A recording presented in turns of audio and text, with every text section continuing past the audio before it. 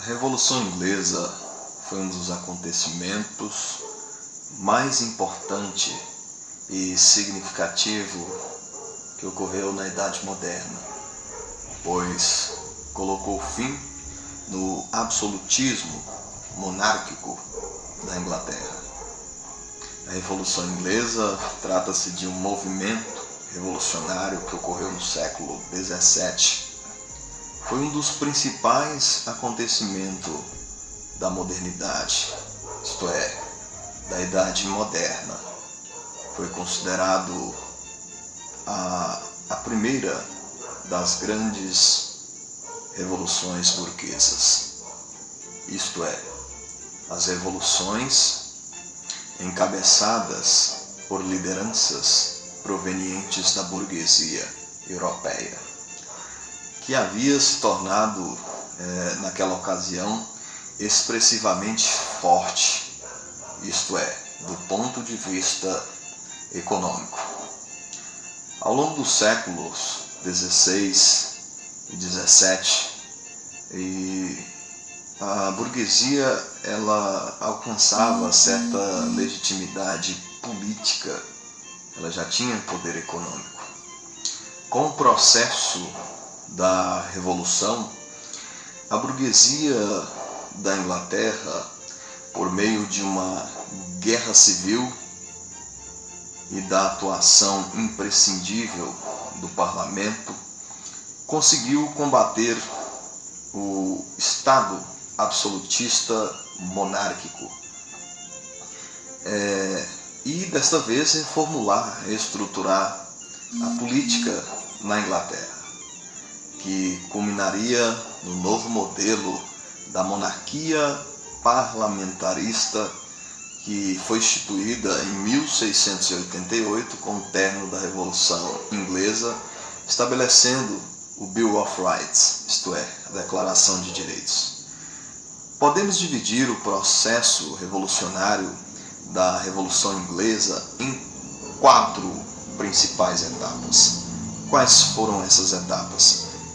O primeiro ponto é lembrar, Revolução Puritana, ou seja, esta foi caracterizada por uma guerra civil que iniciou em 1642 e foi até 1649, quando o rei Carlos I foi decapitado pelos cabeças redondas de Oliver Cromwell. A segunda foi a República Puritana, que vai de 1649 até 1658, certo? A terceira etapa do processo revolucionário é o que nós chamamos de restauração da monarquia Stuart, descendentes da Revolução.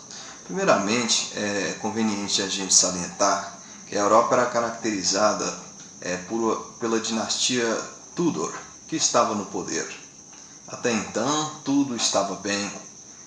Os reis da dinastia Tudor, eles souberam muito bem conciliar os interesses da burguesia, os interesses do segmento da nobreza, bem como os interesses, dos vários grupos sociais, certo? O anglicanismo, nesta ocasião, era a religião oficial da Inglaterra, implantado pelo rei Henrique VIII, que proporcionou grandes benefícios financeiros tanto para os nobres quanto para os burgueses da Inglaterra.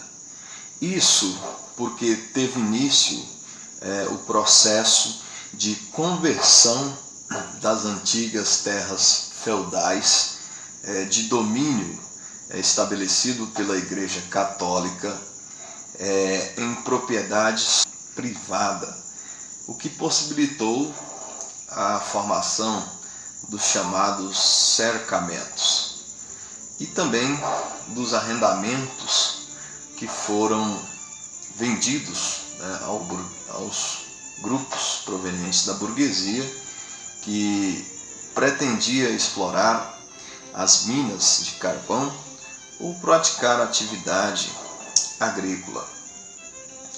Pois bem, como se vê, as principais ações, medidas políticas da dinastia dos reis da dinastia Tudor acabou proporcionando uma grande ascensão econômica para a burguesia.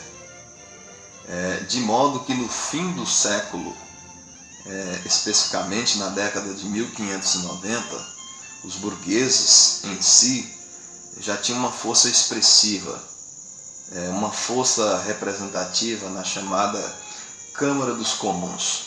Então, lembrando que a Inglaterra naquela ocasião era bicameral, ou seja, tínhamos a Câmara dos Lordes, cujos integrantes eram membros da nobreza, e tínhamos as Câmaras dos Comuns, cujos integrantes eram membros oriundos da burguesia, certo?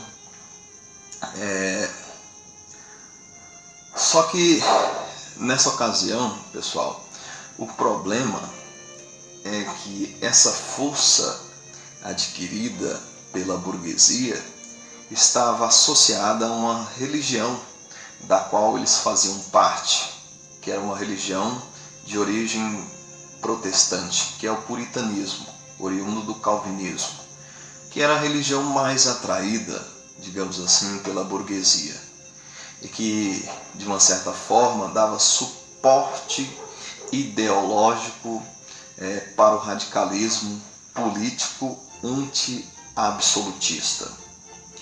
Os monarcas que, obviamente, sucederam os Tudor, isto é, o Jaime I, o grande inaugurador da dinastia Stuart, perceberam que se não fossem, ou melhor, se não freassem a burguesia na questão do campo político, a estrutura monárquica absolutista estaria fadada à ruína. O primeiro monarca da dinastia Stuart foi, pensa bem, raciocinou aí, Jaime I, muito bem, que governou com a morte da rainha Elizabeth I de 1603 a 1605. Para tentar adequar a coroa à nova realidade financeira da Inglaterra e também a controlar a ascensão da burguesia, o Jaime I passou a tomar medidas extremamente autoritárias. Uma delas que podemos citar foi o aumento de impostos, o estabelecimento de empréstimos forçados. Também podemos citar a questão da formação de monopólios estatais como forma de participação nos rendimentos dos negócios inerente à burguesia.